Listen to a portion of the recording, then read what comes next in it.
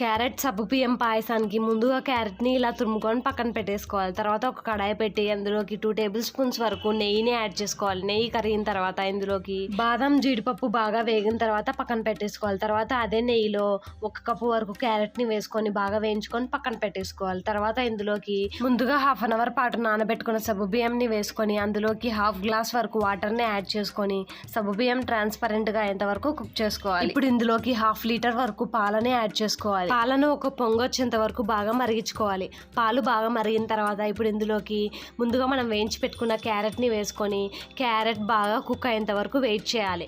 Carrot మెత్తగా cook అయిన తర్వాత ఇప్పుడు ఇందులోకి 1 టేబుల్ స్పూన్ ఇలాచీ పొడి, వేయించుకున్న బాదం జీడిపప్పు ముక్కలు వేసుకున్న తర్వాత ఇప్పుడు ఇందులోకి 1 కప్పు వరకు బెల్లం తురుమును యాడ్ చేసుకొని బెల్లం కరిగిన తర్వాత ఇక గ్యాస్ ఆఫ్ చేసుకొని సర్వ్ చేసుకుంటే ఎంతో టేస్టీగా ఉండే క్యారెట్ సగ్గుబియ్యం పాయసం రెడీ అయిపోయింది. ఇలాంటి వీడియోస్ కోసం సబ్స్క్రైబ్ చేయండి.